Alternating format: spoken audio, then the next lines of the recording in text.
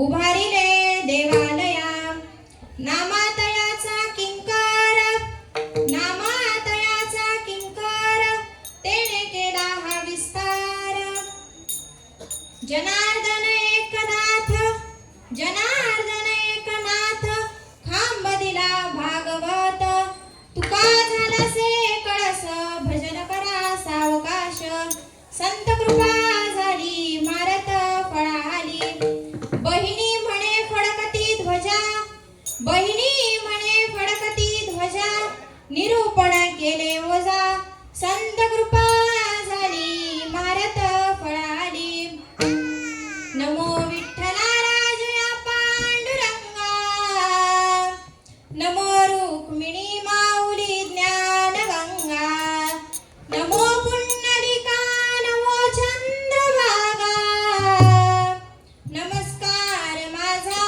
रुक्मिणी पांडुरंगा पांडुरंगा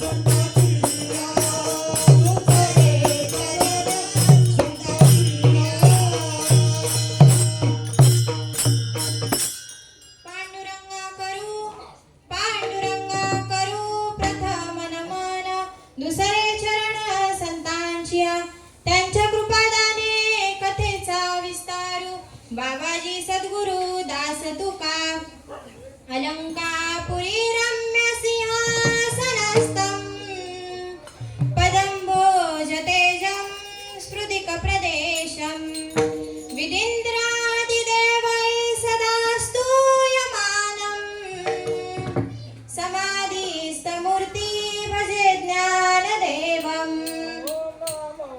ज्ञानेश्वरा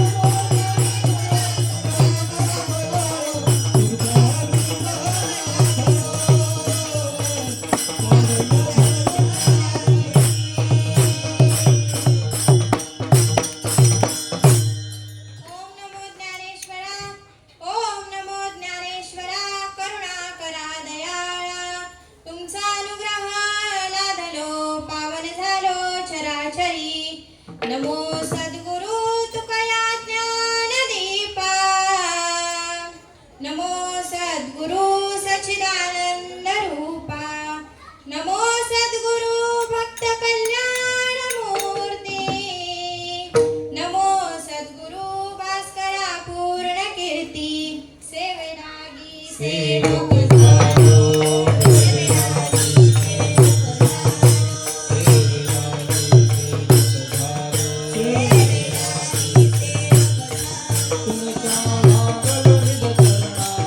सेवेलागी सेवक झालो.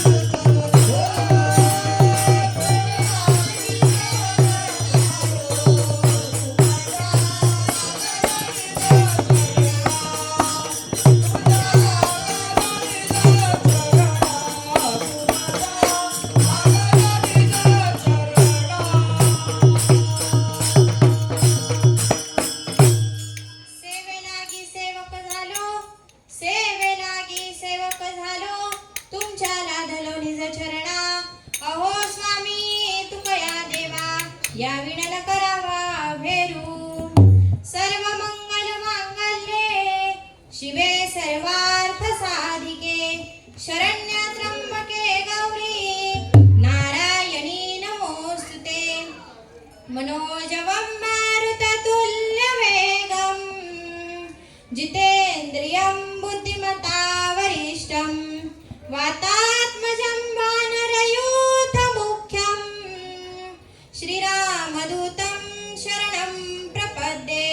जयांचे केलिया स्मरण, होय सकळ विद्यांचे अधिकरण, तेची बंधूनि श्री गुरुचरण. श्री गुरूंचे ते नमस्कारुनी आता.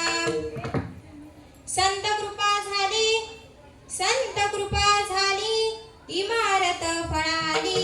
ज्ञानदेवे रचिला पाया, उभारिले देवालया. विठ्ठल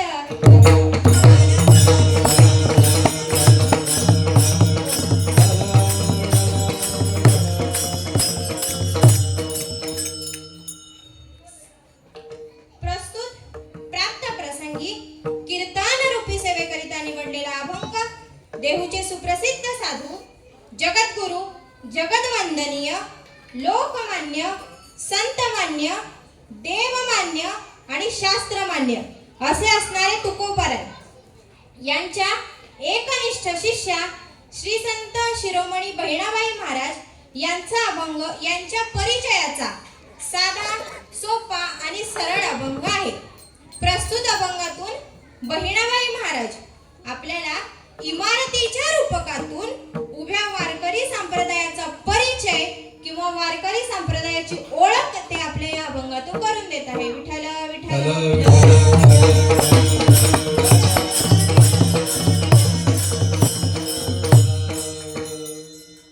सेवेला सुरुवात करण्यापूर्वी अल्पसा परिहार देणं अगत्याचं असतं. तो म्हणजे असा की सालाबाद प्रमाणे चालू असलेला ओंकारेश्वर भजनी मंडळ आयोजित अखंड हरिनाम सप्ताह वर्ष 45वे, वर्ष 45वे आणि या 45व्या वर्षातील दुसऱ्या दिवसाची कीर्तन सेवा तुम्हा सर्व संत मंडळींच्या वतीने माझ्यासारख्या पामराला मिळाली हे मी माझे परमभाग्य समजते. तसं पाहायला गेलं तर आपला हा जो अखंड हरिनाम सप्ताह आहे तो एका पर्व काळामध्ये येतो महाराज. बरोबर, पर्व काळामध्ये येतो. कोणता पर्व काळ आहे महाराज? तर परम पावन पवित्र असा महाशिवरात्रीचा पर्व काळ आहे. बरोबर. तसं आपल्याला हिंदू धर्मशास्त्रामध्ये 5 पर्व काळ सांगितलेले आहेत महाराज. किती? 5 पर्व काळ सांगितलेले आहेत. ते कोणते कोणते सांगितलेले आहेत तर त्याचं वर्णन एका श्लोकामध्ये आलेलं आहे. पर्व विशेष भागवत धर्मी, नृसिंह जयंती, रामनवमी, वामन जयंती, जन्माष्टमी आणि उत्तम शिवरात्री. किती पर्व काळ सांगितले? 5. कोणते कोणते? नृसिंह जयंती, रामनवमी, वामन वामन वामन जयंती, पुढे जन्माष्टमी आणि उत्तमातली उत्तम महाशिवरात्री सांगितली. बरोबर. आता आपण सगळे वैष्णव आहोत. बरोबर. म्हणजे ह्या 5 पर्वकांचे उपवास सर्वजण करतच असाल ना. म्हणजे सर्वांना ज्ञात असेल की हे 5 पर्वकांचे उपवास कसे करायचे असतात. बरोबर. एकादशी व्रताप्रमाणे उपवास करायचे असतात, दुसऱ्या दिवशी पारणा सोडायचं असतं. बरोबर. आणि त्यातल्या त्यात आत्ताचा जो हा आपला पर्वकाळ आहे तो महाशिवरात्रीचा पर्वकाळ आहे. अत्यंत भोळं दैवत आणि लगेच प्रसन्न होणारं दैवत आहे. कोण? भोलेनाथ बाबा. नाथ महाराज म्हणतात, शिव भोळा चक्रवर्ती, शिव भोळा चक्रवर्ती, शिव भोळा चक्रवर्ती, शिव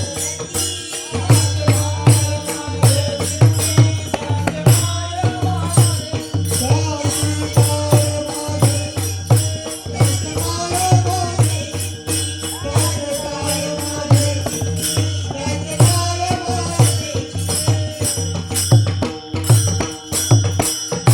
नाथ महाराज काय म्हणाले?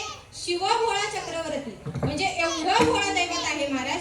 जसे हे 5 पर्वकाळ आपल्याला सांगितले हिंदू धर्मामध्ये, जसे 5 पर्वकाळ आपल्याला सांगितले तसे हिंदू धर्मशास्त्रामध्ये 5 दैवत शास्त्रमान्य सांगितलेले आहे. किती दैवत? 5. एकंदरीत 5 दैवत हे शास्त्रमान्य दैवत आहे. कोण कोणते? भगवान विष्णू, भगवान शिव, बुद्धीचे दाता गणपती बाप्पा, सूर्यनारायण देवता आणि शक्ती म्हणजे देवी. याला देव पंचायतन असं म्हणतात. काय म्हणतात? देव पंचायतन म्हणतात. 5 दैवत हे शास्त्रमान्य सांगितलेले आहेत. प्रत्येक भक्ताला कोणत्याही देवाची भक्ती करण्याचा स्वतंत्र अधिकार आहे महाराज. बरोबर. म्हणजे ज्या ज्या दैवतावरती आपली श्रद्धा असेल त्या त्या दैवताची भक्ती करण्यासाठी किंवा उपासना करण्यासाठी प्रत्येक उपासक हा स्वतंत्र असतो महाराज. बरोबर. काय असतो? भक्ती करण्यासाठी प्रत्येक उपासक हा स्वतंत्र असतो. बरं. फरक फक्त एवढाच आहे याच्यामध्ये. काय फरक आहे? भक्ती करणाऱ्या भक्ताला नावं वेगवेगळी दिली महाराज. काय दिली? भक्ती करणाऱ्या भक्ताला नावं वेगवेगळी दिली. मग कोणी भगवान शिवांची भक्ती करेल, कोणी भगवान विष्णूंची करेल, कोणी सूर्यनारायण देवताची करेल, कोणी गणपती बाप्पाची करेल किंवा कोणी देवीची करेल. ज्याचा त्याचा भाव. बरोबर. कोणी कोणाचीही भक्ती करू शकतं. फरक फक्त एवढाच आहे की भक्ताला नावं वेगवेगळी दिली. सर्वात पहिलं दैवत कोणतं सांगितलं? लक्ष आहे, त्यांचं लक्षच नाही. सर्वात पहिलं दैवत कोणतं सांगितलं? भगवान विष्णू. कोण? भगवान विष्णू. मग भगवान विष्णूंची भक्ती करणाऱ्या भक्ताला काय म्हणतात महाराज? वैष्णव म्हणतात. काय म्हणतात? वैष्णव. दुसरा कोणता सांगितला? भगवान शिव. म्हणजे तुमचं लक्षच नाही. बरोबर. दुसरा सांगितला भगवान शिव. भगवान शिवांची भक्ती करणाऱ्या भक्ताला काय म्हणतात? शैव म्हणतात. तिसरा सांगितलं बुद्धीचे दाता गणपती बाप्पा. गणपती बाप्पाची भक्ती करणाऱ्या भक्ताला गाणपत्य म्हणतात. काय म्हणतात? गाणपत्य. चौथं सांगितलं सूर्यनारायण देवता. मग त्यांची भक्ती करणाऱ्या भक्ताला काय म्हणतात? सौर म्हणतात. काय? सौर. आणि 5वं सांगितलं शक्ती म्हणजे देवी. देवीची भक्ती करणाऱ्या भक्ताला शाक्त म्हणतात. काय? शाक्त. आता 5 दैवतांची नावं सांगितली मी. बरोबर. त्यांची भक्ती करणाऱ्या भक्ताला काय म्हणतात ते पण सांगितलं. लक्षात आहे? लक्षात आहे? हे जे 5 दैवत सांगितले हे शास्त्रमान्य दैवत आहेत महाराज. बरं. आणि हे सर्व मी तुम्हाला का सांगितलं? कारण आपला आत्ताचा हा जो पर्वकाळ आहे तो महाशिवरात्रीचा पर्वकाळ आहे. तसं पाहायला तर गेलं तर भगवान विष्णू आणि भगवान शिव हे दोघं एकच आहेत महाराज. काय आहेत? भगवान विष्णू आणि भगवान शिव एकच आहेत. उजवे वाम भाग तुका म्हणे एकची अंग. म्हणजे दोघेही एकच आहेत महाराज. फरक फक्त एवढाच आहे की भगवान शिव हे खूप भोळं दैवत आहे आणि लगेच प्रसन्न होतात. कसे लगेच प्रसन्न होतात? बघा तुम्हाला मी थोडक्यात सांगते. म्हणजे भगवान शिव एखादा भक्त आपल्याकडे कोणत्या उद्देशाने आलेला आहे हेही न पाहता भगवान शिव प्रसन्न होतात महाराज. विठ्ठल विठ्ठल.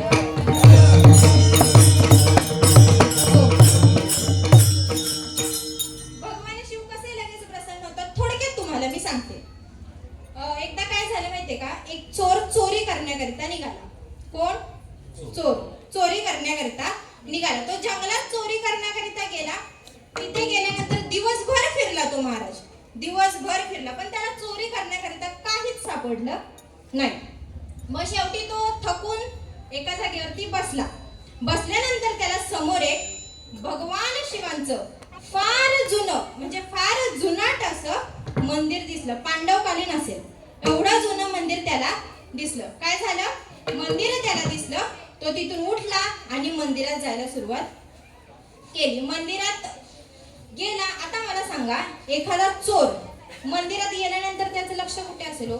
दैवतावर. नाही, बरोबर ना? दानपेटी. आपल्याला चोरी करण्यासाठी तिथे काय भेटतंय ह्याच्यावरती लक्ष असणार. बरोबर, देवावर त्याचं लक्ष नसणार. चोरी करण्याकरता तो मंदिरात गेला. इकडे तिकडे त्याने पाहिलं पण तिथे चोरी करण्यासाठी त्याला काहीच सापडलं नाही. इकडे तिकडे त्यांनी पाहिलं, तिथे पुजारी नव्हते, भक्त नव्हतं, कोणीच नव्हतं. हा एकटाच तिथे होता. हा आतमध्ये गेला. आतमध्ये गेल्यानंतर इकडे तिकडे पाहिलं, तिथे पण काही चोरी करण्यासाठी सापडलं नाही. शेवटी त्याचं लक्ष वरती गेलं. कुठे? वरती. वरती काय असतं मंदिरात? घंटा. बरोबर, त्याने काय पाहिली? 5 किलोची पितळाची घंटा त्याने पाहिली. आता मग त्याने विचार केला, इथे आहे कोणीच नाहीये, पुजारी नाही, कोणीच नाही, म्हणजे इथे राज्य कोणाचं आहे? माझंच राज्य आहे. बरोबर. आणि ही 5 किलोची पितळाची घंटा जर मी चोर बाजारात नेऊन विकली तर माझा 1 महिना सहज निघून जाईल. काय होईल? 1 महिना माझा सहज निघून जाईल. पण आहे ना, त्याची उंची लहान होती महाराज, फार लहान. त्याची उंची त्या घंटेपर्यंत पोहोचतच नव्हती. तरी त्याने खूप प्रयत्न केले, बोटांवर उभं राहून प्रयत्न केले, तरी सुद्धा त्याचा हात तिथे काय होईना, पुरेना. मग शेवटी त्याने काय केलं महाराज, खाली जी भगवान शिवांची पिंड होती, काय केलं? भगवान शिवांची पिंड होती त्याच्यावर तो उभा राहिला. कुठे?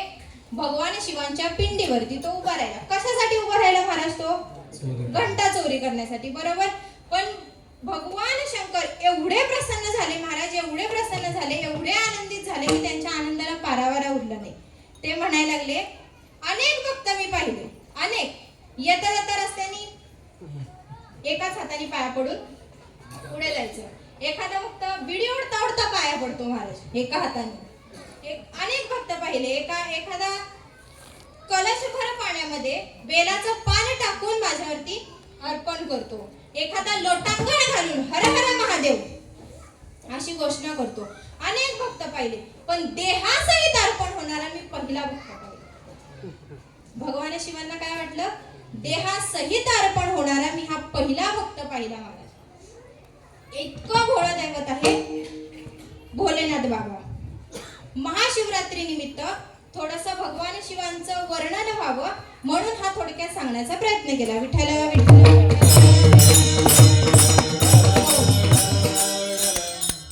आता सांगा, प्रस्तुत निवडलेला अभंग कोणाचा आहे?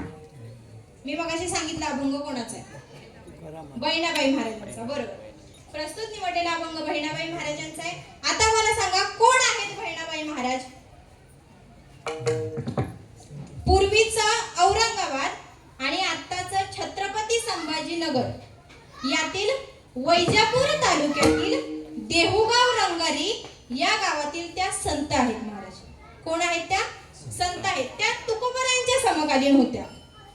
त्या तुकोबारायांच्या समकालीन होत्या आणि त्यांचा जन्म हा एका ब्राह्मणाच्या घरात झाला. यजुर्वेद ब्राह्मणाच्या घरात त्यांचा जन्म झाला. आणि त्यांच्या आईचे नाव जानकी होते. आईचे नाव जानकी होते, वडिलांचे नाव आवजी होते आणि त्यांचं आडनाव कुलकर्णी होतं महाराज.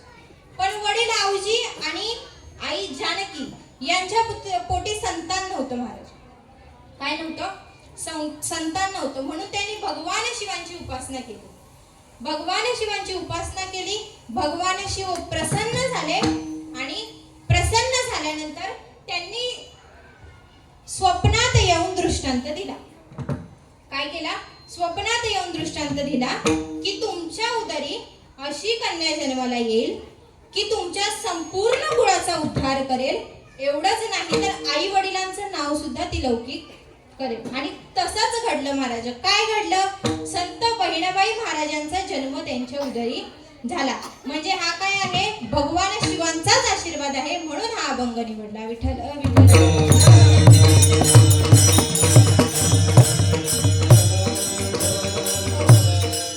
हा काय आहे? भगवान शिवांचाच अंश आहे. आणि मग बहिणाबाई कोण होत्या? त्यांनी काय केलं? त्या देहूमध्ये तुकोबारायांकडे आल्या. तुकोबारायांकडे आल्यानंतर तुकोबारायांची त्यांनी फार कीर्ती ऐकली होती, म्हणून ते तुकोबारायांकडे आले. तुकोबारायांकडे आल्यानंतर त्या अनुग्रहित झाल्या. काय झाल्या? अनुग्रहित झाल्या.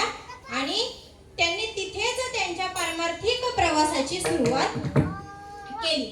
तसं पाहायला गेलं तर हा अभंग आपण जास्तीत जास्त भजनात ऐकतो महाराज, बरोबर? हा अभंग आपल्याला भजनात ऐकायला येतो. पण काही काही मंडळी काय करतात माहितीये का?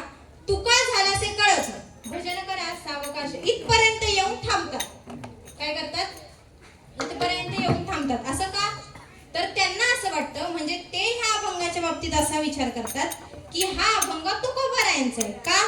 कारण तुका झालासे कळस म्हणजे कोणाचा आहे? तुकोबारायांचा आहे. पण हा अभंग तुकोबारायांचा नसून त्यांच्या शिष्या बहिणाबाई महाराजांचा आहे. तसं पाहायला गेलं तर बहिणाबाई महाराजांचे फार कमी अभंग किंवा फार कमी वाङ्मय आहे महाराज, थोडंच आहे, पण भरीव आणि व्यापक आहे, बरोबर? आणि बहिणाबाईंच्या संत अभंगांचा किंवा वाङ्मयाचा जास्त प्रचार प्रसार झालेला नाही. जसा इतर संतांच्या वाङ्मयाचा आणि अभंगांचा प्रचार प्रसार झालेला आहे, तसा बहिणाबाई महाराजांच्या अभंगांचा किंवा वाङ्मयाचा प्रचार प्रसार झालेला नाही. याचं कारण काय महाराज? तर याची दोन कारण आहेत. एकतर त्यांच्या परंपरेचा औदासीन्य किंवा आपल्या वृत्तीचा संकोचितपणा. कसं काय महाराज? तर काही महाराज मंडळी काय करतात माहितीये का महाराज? की संत जनाबाई असतील, संत मुक्ताबाई असतील, संत बहिणाबाई असतील, म्हणजे महिला संत जेवढे असतील तेवढ्यांचे अभंग कीर्तनासाठी घ्यायचे नाहीत, इथपर्यंत पोहोचले. एवढंच नाही महाराज, एखाद्या महिला संतांचं अभंगातलं प्रमाण जर कीर्तनामध्ये आलं तर ते टाळ पकवादावर नाही द्यायचं, सरळ म्हणायचं, इथपर्यंत पोहोचले महाराज.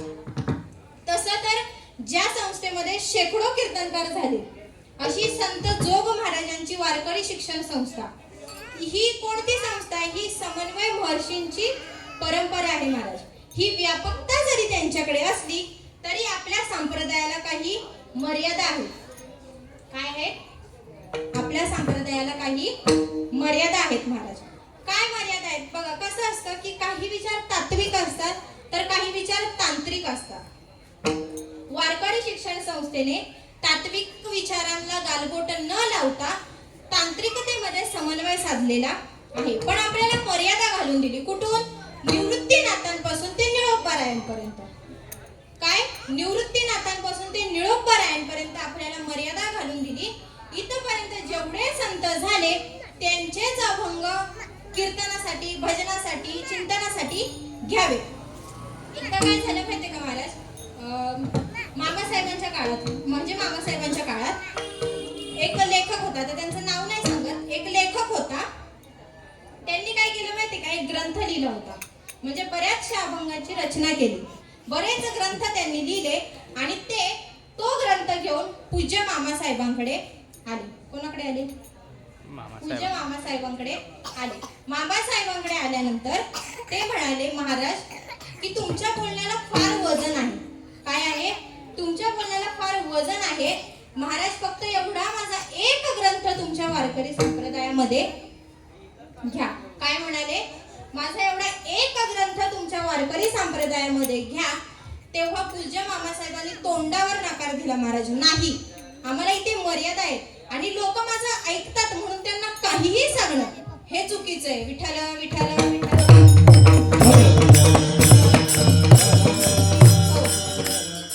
लोक आपलं ऐकतात म्हणून त्यांना काहीही सांगणं हे चुकीचं आहे, बरोबर? मर्यादा आपल्याला घालून किती अभंग झाले असते महाराज. जर मर्यादा घातली नसती तर किती अभंग झाले असते.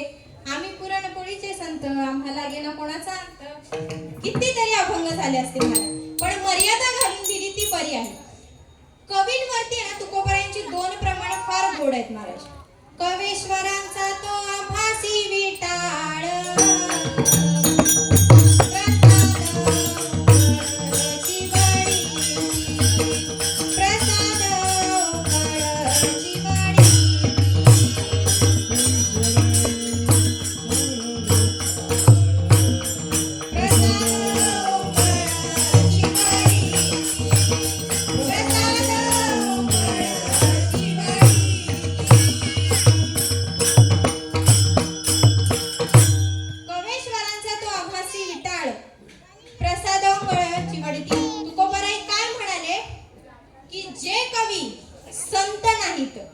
जे कवी संत नाहीत त्यांचं वाङ्मय तर लांबच राहिलं महाराज. काय त्यांचं वाङ्मय तर लांबच राहिलं, पण त्यांचा स्पर्श जरी आम्हाला झाला तरी आम्हाला विटाळ होतो असं तुकोबाराय सांगतात. आणखी एक प्रमाण आहे तुकोबारायांचं.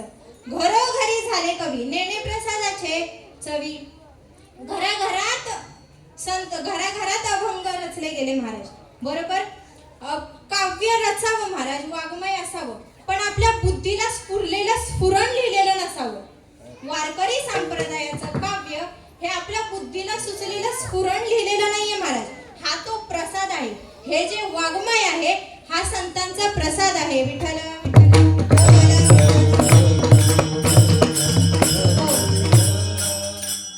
हे जे वाङ्मय संतांनी लिहिलं हा त्यांचा प्रसाद आहे. पण आपल्याला मर्यादा घालून दिली. निवृत्तीनाथांपासून ते निळोपारायणपर्यंत. प्रस्तुत अभंग बहिणाबाई महाराजांचा आहे. त्या अभंगात बहिणाबाई महाराजांनी इमारतीच्या रूपकातून आपल्याला वारकरी संप्रदायाची ओळख करून दिलेली आहे या अभंगामध्ये. बरं, माता जर अभंगाचा आपण नीट विचार केला, या अभंगाचा आपण नीट विचार केला तर बहिणाबाई महाराजांनी कार्याचा, काळाचा आणि वाङ्मयाचा नीट विचार करून हा अभंग लिहिलेला आहे. पहा ना तुम्ही, सर्वात पहिलं काय सांगितलं, ज्ञानदेवे रचिला पाय. यात काही संतांची नावं घेतली महाराज. काय केली, या अभंगात काही संतांची नावं घेतली. सर्वात पहिलं ज्ञानोबरायांचं घेतलं, दुसरं कोणाचं घेतलं, नामदेवरायांचं, तिसरं कोणाचं सांगितलं, नाथ महाराजांचं, चौथं कोणाचं सांगितलं, तुकोबारायांचं. बरोबर. मग आता काही मंडळींना प्रश्न पडेल की एवढ्याच संतांनी कार्य केलं का, किंवा एवढ्याच संतांचं वाङ्मय आहे का? तर नाही. बहिणाबाई महाराजांनी मुख्य संत याच्यात घेतलेले आहेत. आपण अभंगाचा नीट विचार केला तर या अभंगामध्ये आपल्याला असं दिसून येतं महाराज की बहिणाबाई महाराजांनी ज्ञानोबारायांना पायाच का म्हटलं, बहिणाबाई महाराजांनी ज्ञानोबारायांना पायाच का म्हटलं, किंवा नामदेवरायांना विस्तार करणारा किंकर का म्हटलं असेल, नामदेवरायांना विस्तार करणारा किंकर का म्हटलं असेल. तिसरं कोणते संत सांगितले, तिसरे कोणते संत सांगितले, नाथ महाराज. नाथ महाराजांना खांब का म्हटलं असेल, किंवा तुकोबारायांना कळस का म्हटलं असेल. याचा फार मोठा विस्तार आहे, याच्या मागे फार मोठी मीमांसा आहे. आपण एक पाहत जाऊ. तसा तर ह्या अभंगाचा विस्तार अनेक प्रकारे करता येईल, पण मला सुचलेल्या 3 ते 4 गोष्टी तुम्हाला सांगते. एकतर संतांचं वाङ्मय या पद्धतीने करू शकतो, संतांचं चरित्र या पद्धतीने करू शकतो, संतांचे गुण या पद्धतीने आपण याचा विस्तार करू शकतो. तसं पाहायला गेलं ना महाराज, तर एखादा छोटासा विषय विस्तार करून सांगणं हे कौशल्य आहे. काय आहे, कौशल्य आहे. आणि अगदी मोठा विषय अगदी थोडक्यात सांगणं हे सुद्धा कौशल्य आहे. प्रत्येकाचा या भूमीकडे पाहण्याचा दृष्टिकोन वेगवेगळा आहे, पण मला सुचलेला दृष्टिकोन मी माझ्या दृष्टिकोनातून सांगते. हे बघा, छोटासा विषय विस्तार करून सांगणं हेही कौशल्यच आहे महाराज, पण एखादा मोठा विषय अगदी थोडक्यात सांगणं हे त्यापेक्षाही मोठं कौशल्य आहे. विठ्ठल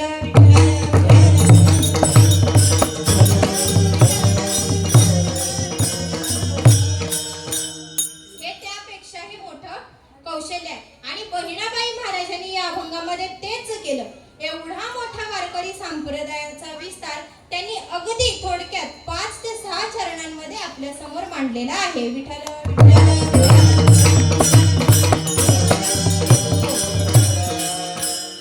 5 ते 6 चरणांमध्ये बहिणाबाई महाराजांनी आपल्या समोर मोठा विषय अगदी थोडक्यात सांगितलेला आहे. आता सर्वात पहिलं बहिणाबाई महाराज या अभंगामध्ये जी इमारत म्हणत आहे, काय बोलतायत? संत कृपा झाली, इमारत फळाली. इमारत काय झाली? फळाला आली. विठ्ठल विठ्ठल विठ्ठल.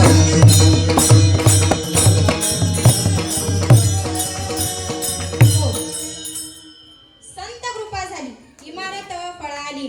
बहिणाबाई महाराज काय म्हणतात? संतांची कृपा झाली आणि ही इमारत फळाला आली असं म्हणतात.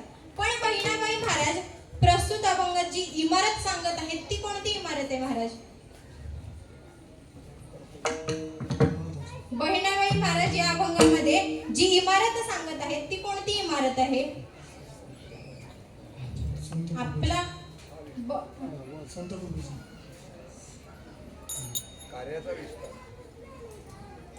आपल्याला बघा, बहिणाबाई महाराजांनी सांगितली की इमारत फळाला आली, बरोबर? ही जी इमारत सांगितली ती काय आपला बंगला किंवा जी आता मोठ्या मोठ्या टॉवर बांधतायत ती इमारत सांगितली का? ती इमारत नाही सांगितली. बहिणाबाई महाराज जरी म्हणत असले की इमारत फळाला आली तरी ती इमारत नेमकी कोणती आहे हे बहिणाबाई महाराज पुढे सांगतात. ज्ञानदेवे रचिला पाया उभारिले देवालया. काय? जी इमारत सांगितली ही देवालय सांगितलं. देवालय म्हणजे काय? तर जिथे देवाचा वास असतो, म्हणजे मंदिराचं रूपक करून आपल्याला या अभंगामध्ये बहिणाबाई महाराजांनी सांगितलेलं आहे. विठ्ठल विठ्ठल.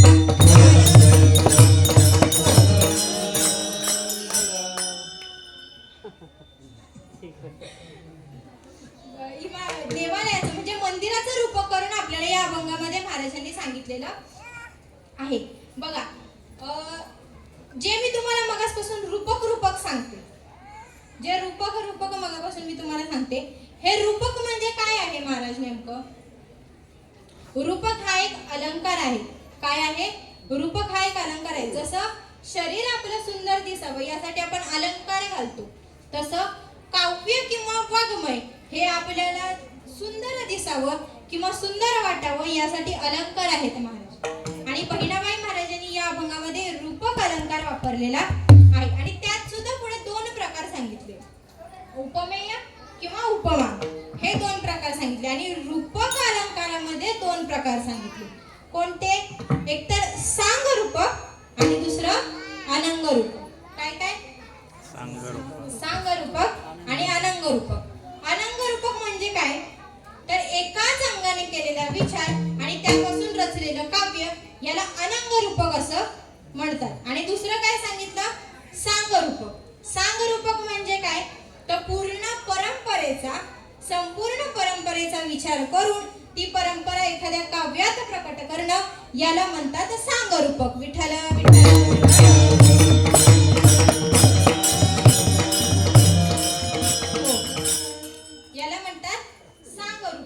ही 2 रूपक असतात. बरं, मग बहिणाबाई महाराजांनी आपल्याला जी इमारत सांगितली, म्हणजे मंदिराचं रूपक जेव्हा जी इमारत सांगितली ती फुकट फळायला आली का हो? मंदिर हे फुकट बांधलं जातं का? किंवा इमारत नाही ना. त्याच्यावरती मग ही जी इमारत बांधली ती कशी बांधली बहिणाबाई महाराजांनी? अभंगाच्या पहिल्या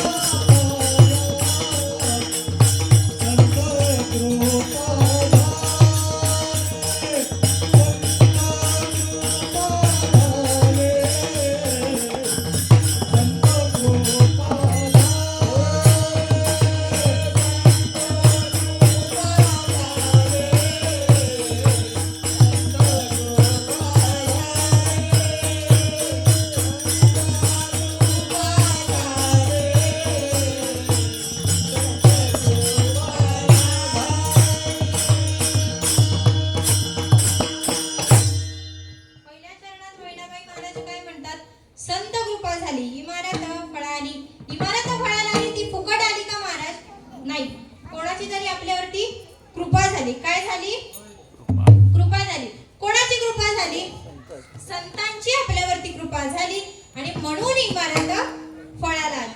बरोबर. मग आता इमारत फळाला येणं म्हणजे काय?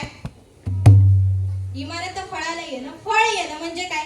सफरचंद, आंबा, चिकू हे फळ का? इमारत फळाला येणं म्हणजे काय? तर ज्या उद्देशाने आपण कार्य चालू केलं तो उद्देश सफल होणे म्हणजे इमारत फळाला येणे. नाही कळलं? अजून सोपं सांगते बघा. मला सांगा, टोमॅटो आपण शेतात लावतो का पेरतो?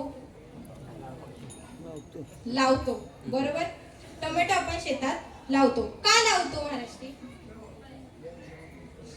टोमॅटोच्या झाडाला फळ येण्यासाठी.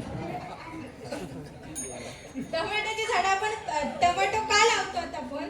कारण ते योग्य वेळी त्याला टोमॅटो आले पाहिजे. बरोबर.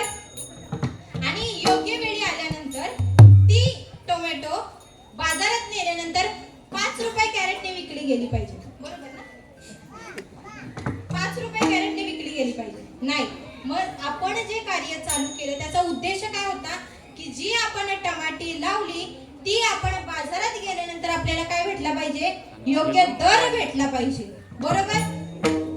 हा म्हणजे काय झालं? आणि बघा कसं असतं, आपण जे कार्य केलं ते जर आपलं सफल झालं तर महाराज आपण केलेले कष्ट आपल्याला कष्ट वाटत नसतात.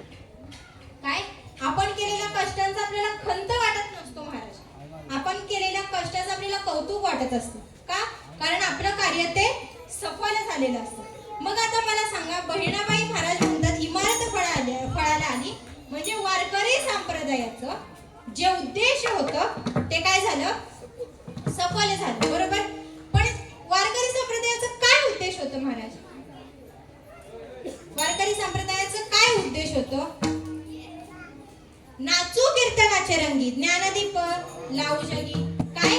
कीर्तनाच्या रंगामध्ये नाचलं पाहिजे आणि उद्देश काय होता? ज्ञानदीप लावू जगी. ज्ञानदीप जगात लावायचा हा वारकरी संप्रदायाचा उद्देश होता. बरोबर. मग आता बहिणाबाई महाराज म्हणतात की हा जो उद्देश आहे तो काय झाला? सफल झाला. विठ्ठल विठ्ठल.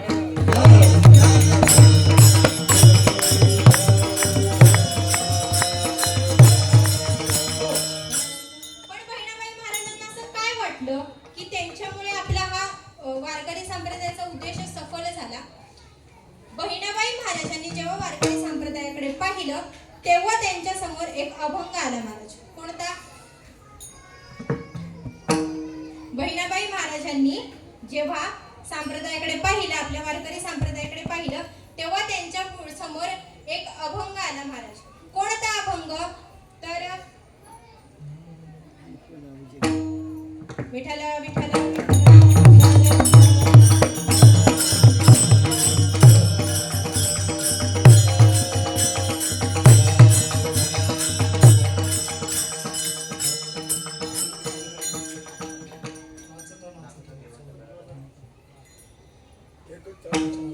एकाची टाळी झाली चंद्रभागे वाळवंटी.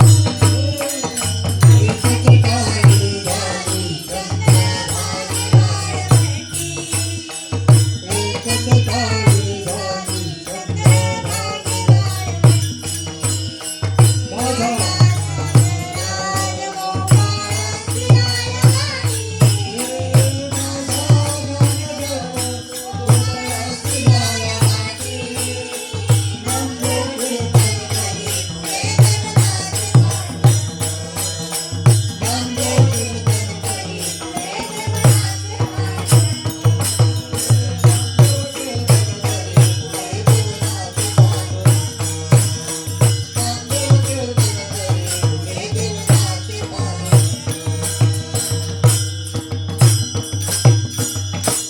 एकाची टाळी झाली चंद्रभागे वाळवंटी. चंद्रभागेच्या वाळवंटावरती एकच टाळी झाली. पुढे काय सांगितलं?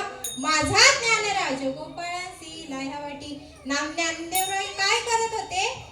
गोपाळांना लाह्या वाटत होते. पुढे काय सांगितलं? नामदेव कीर्तन करी. पुढे देवनाचे पांडुरंग म्हणजे नामदेवराय कीर्तन करत होते महाराज. काय करत होते? कीर्तन करत होते आणि भगवान परमात्मा त्यांच्या कीर्तनामध्ये नाचत होते.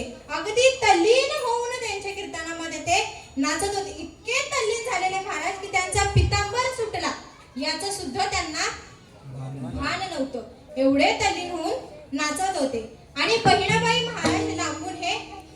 होत्या. काय पाहत होत्या? वारकरी संप्रदाय. बरोबर. मग बहिणाबाई महाराजांनी असं वर्णन केलं की हा जो वारकरी संप्रदाय आहे ती इमारत फळाला आली. का असं म्हटलं त्या? कारण त्या कीर्तनामध्ये अनेक जातीचे, अनेक जमातीचे संत किंवा अनेक जाती जमातीचे लोक एका जागेवरती येऊन कीर्तन भजन करत होते. विठ्ठल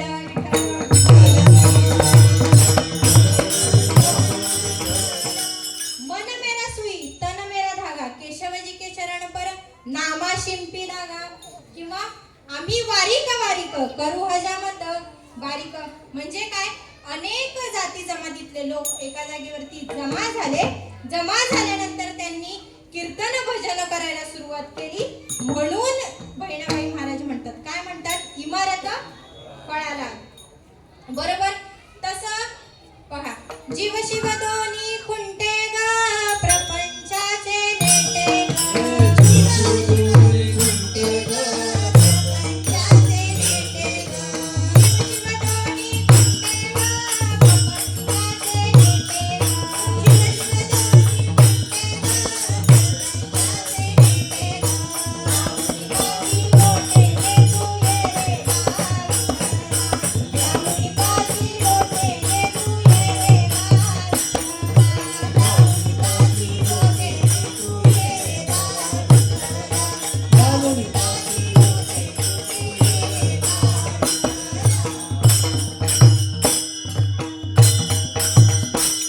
यात आपल्याला काय सांगितलं महाराज? तुम्हाला जातं माहिती आहे? जातं त्याला खुंटी किती असतात? 2, एक वरती आणि एक खालती. बरोबर. मग याच्यात आपल्याला काय सांगितलं? जी खुंटी सांगितली, जे खालचं असतं त्याला काय म्हटलं? शिव म्हटलं. काय? शिव. आणि जे वरचं आहे त्याला जीव म्हटलं. असं का म्हटलं महाराज?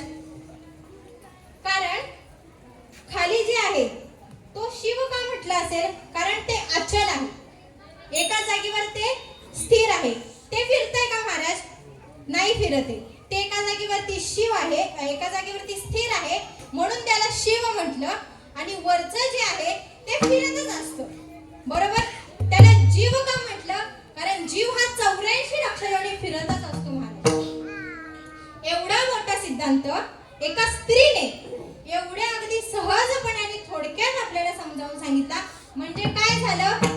इमारत फळा आली. बहिणाबाई महाराज म्हणतात, संतांची कृपा झाल्यानंतर इमारत फळाला आली. बरं, बहिणाबाई महाराज म्हणतात संतांची कृपा झाली म्हणून इमारत फळाला आली. पण मला आता सांगा, संतांची कृपा झाली, पण कोणत्या संतांची कृपा झाली महाराज?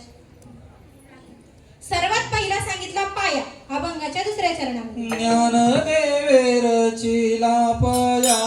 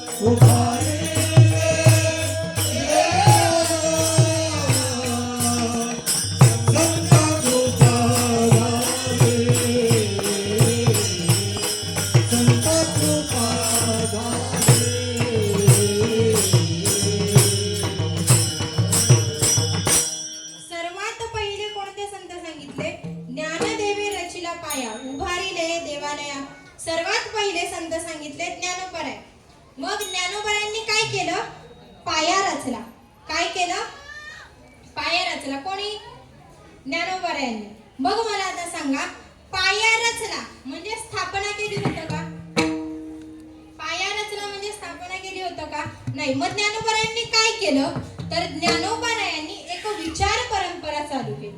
काय केली? विचार परंपरा चालू केली. आता मला सांगा, संप्रदाय म्हटलं तर त्याला एक तत्वज्ञानाचा ग्रंथ लागतो, बरोबर? संप्रदाय म्हटलं तर त्याला एक तत्वज्ञानाचा ग्रंथ लागतो. तो तत्वज्ञानाचा ग्रंथ ज्ञानोबारायांनी लिहिला. कोणता? ग्रंथराज ज्ञानेश्वरी. म्हणजे मग आता ह्या ज्ञानेश्वरी लिहायच्या आधी मराठी ग्रंथ नव्हते का महाराज? होते ना. पण तत्वज्ञानाचा सर्वात पहिला कोणता ग्रंथ असेल तर तो ज्ञानेश्वरी आहे. विठ्ठल विठ्ठल विठ्ठल.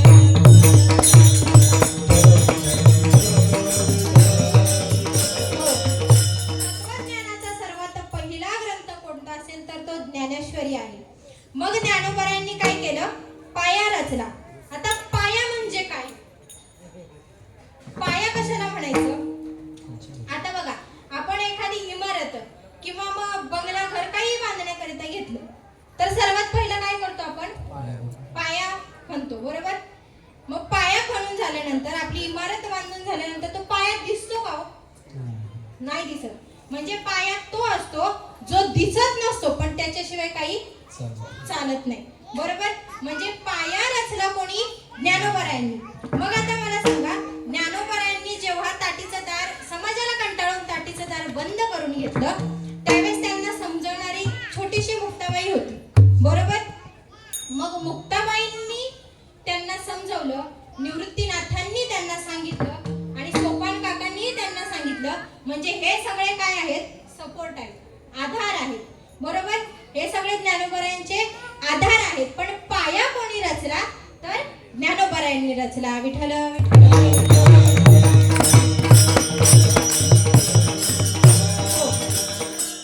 ज्ञानोबारायांनी पाया रचला, बरोबर?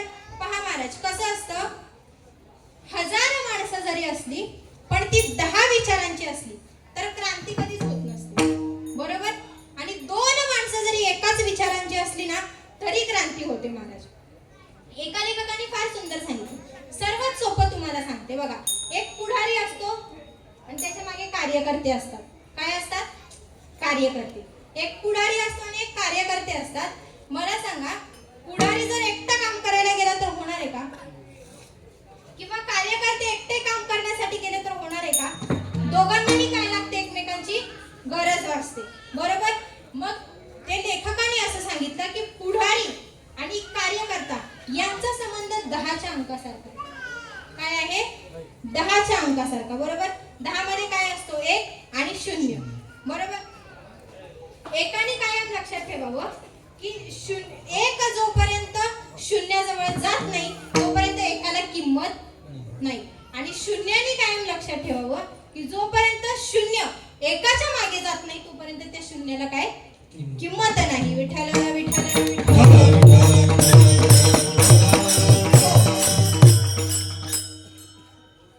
मग ज्ञानोबाराय पुढे गेले. ज्ञानोबारायांना पुढे गेल्यानंतर त्यांना त्यांचा एक सखा भेटला. कोण भेटलं? सखा भेटला. कोण सखा भेटला तर नामदेवराय, बरोबर? मग नामदेवरायांनी काय केलं? नामतयाचा किंकर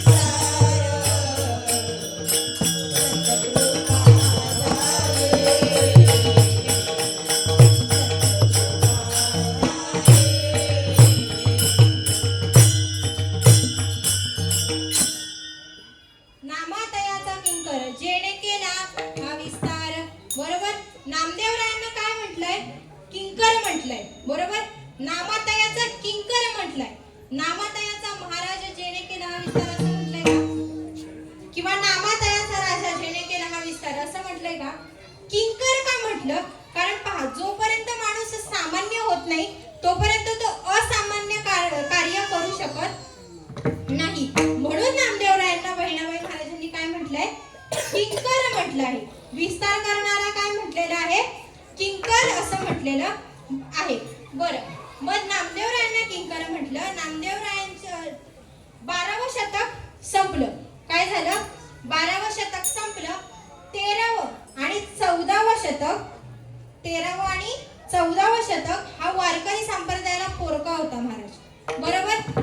15व्या शतकाच्या शेवटी किंवा 16व्या शतकाच्या सुरुवातीला तुकोबारायांचा काळ होता. बरोबर. काय होता? तुकोबारायांचा काळ होता. पण तुकोबारायांनी काय केलं? अभंगाच्या 4थ्या चरणामध्ये जनार्दन एकनाथ,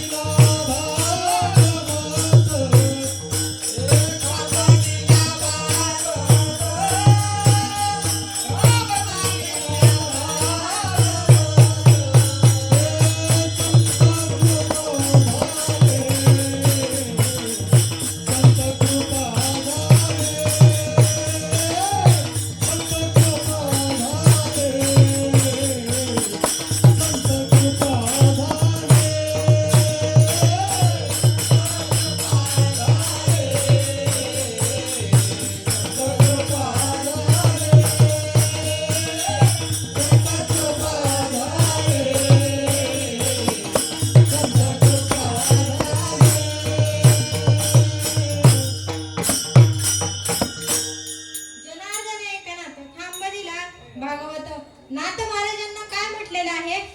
खांब म्हटलेलं आहे. खांब का म्हटलं महाराज? कारण खांब काय करतो महाराज की खालचा जो पाया आहे त्याच्या आधारावर तो असतो. बरोबर. खांब काय असतो? पायाच्या आधारावरती असतो आणि कळसाचा काय असतो? आधार असतो. बरोबर. खांब काय असतो?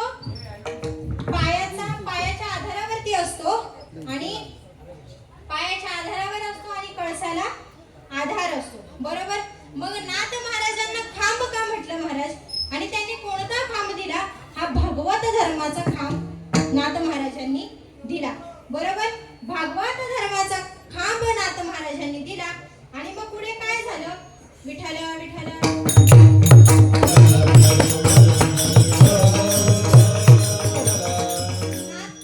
नाथ महाराजांनी भागवताचा खांब दिला आपल्याला. बरोबर.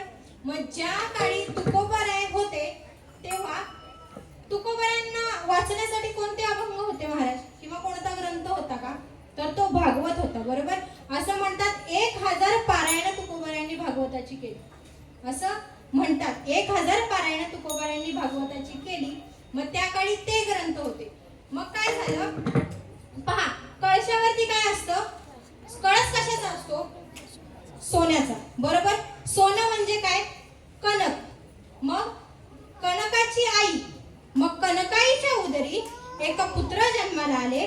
ते कोण?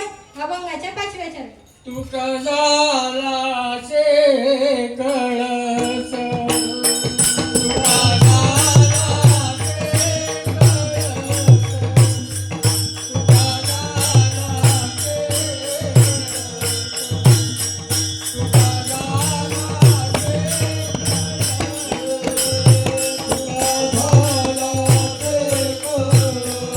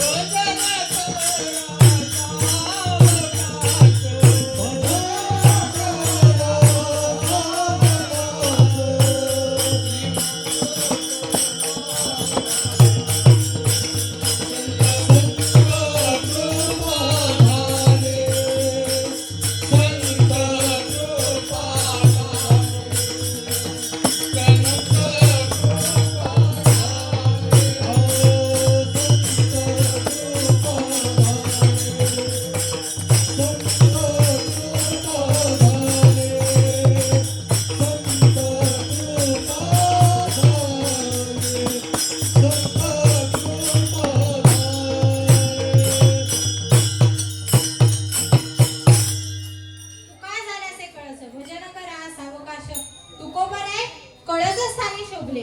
काय झाले तुकोबराय कळस स्थानी शोभले. मग पुढे काय सांगितलं बहिणाबाई महाराजांनी कळस झाला पण भजन कसं करा सावकाश करा. जास्त फास्ट जास्त जलद नाही तर सावकाश भजन करा. विठोबा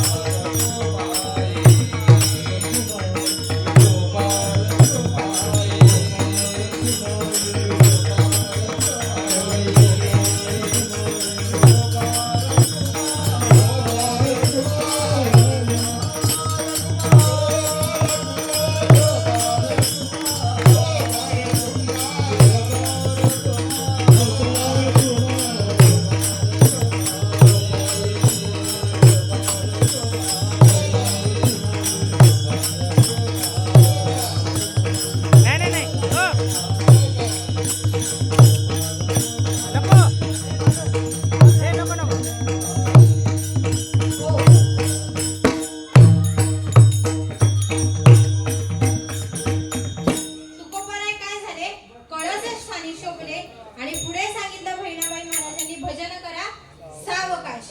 बरं मग पुढे बहिणाबाई महाराज काय सांगतात ही संपूर्ण इमारत बांधून झाली. पाया झाला खांब झाला कळस झाला. शेवटी बहिणाबाई महाराज काय म्हणतात अभंगाच्या शेवटच्या शब्दात? बहिणी माने फळकती राजा बहिणी माने फळकती राजा बहिणी माने फळकती राजा बहिणी माने फळकती राजा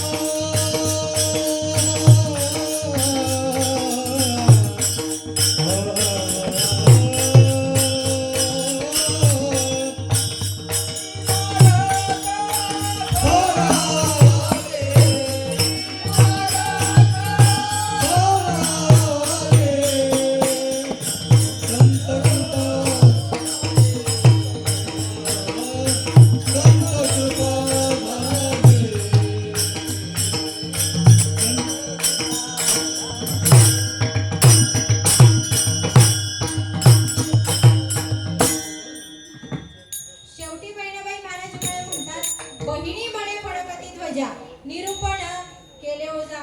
बहिणाबाई महाराज म्हणतात ही जी ध्वजा फडकते ही विजयाची ध्वजा आहे. कशाची आहे? विजयाची ध्वजा आहे असं बहिणाबाई महाराज शेवटच्या अभंगामध्ये म्हणतात. ध्वजा केव्हा फडकली जाते? जेव्हा आपला विजय होतो.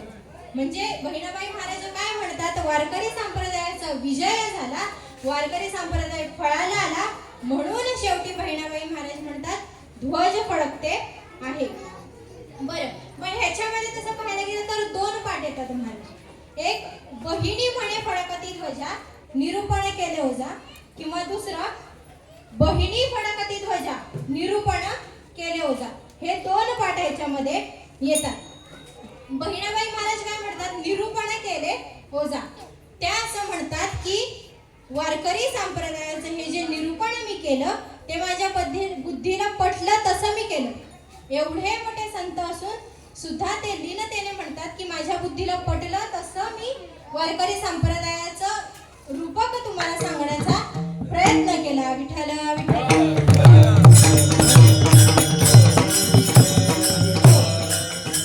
बहिणाबाई महाराज म्हणतात जसं माझ्या बुद्धीला पटलं तसं मी तुमच्या समोर निरूपणाचा प्रयत्न केला. बरं, तसं पाहायला गेलं तर पहा, हा जो अभंग आहे ह्याच्यामध्ये एका अंगाने असा विचार करता येईल की सर्वात पहिलं काय सांगितलं? ज्ञानदेवे रचिला पाय. म्हणजे वारकरी संप्रदायाचा पाया हा ज्ञान आहे. काय आहे? ज्ञान आहे. पुढे काय सांगितलं? नामातयाचा किंकर. बरोबर, म्हणजे नाम हा वारकरी संप्रदायाचा विस्तार आहे. काय आहे? विस्तार. पुढे काय सांगितलं? जनार्दन एकनाथ खांबा दिला भागवत. नाथ महाराज हा वारकरी संप्रदायाचा खांबा आहे आणि वैराग्य हे वारकरी संप्रदायाचा कळस आहे. असं बहिणाबाई या अभंगातून एका चिंतनाने आपण विचार करू शकतो. विठ्ठल विठ्ठल.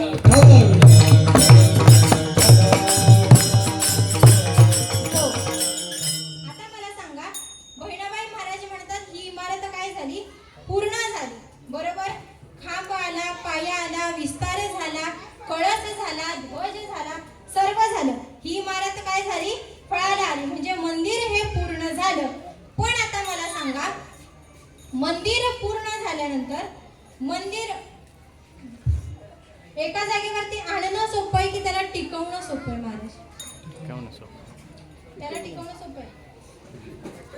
मंदिर बांधणं सोपं आहे की टिकवणं सोपं आहे? पुढे चालवणं सोपं आहे.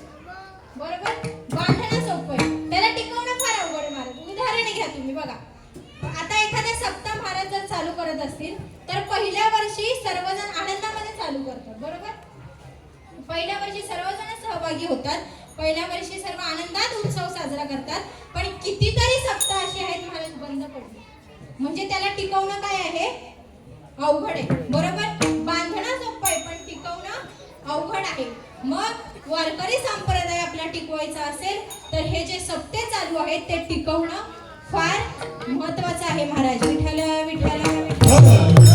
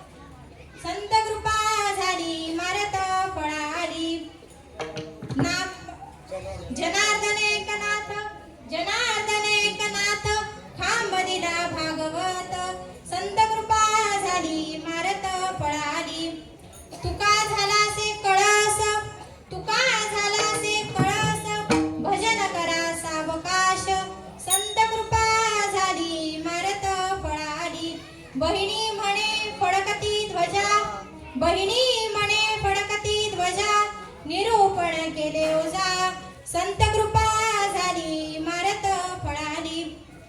प्रस्तुत अभंगाचा भावार्थ माझ्या अल्पशा बुद्धीला पटला सुचला.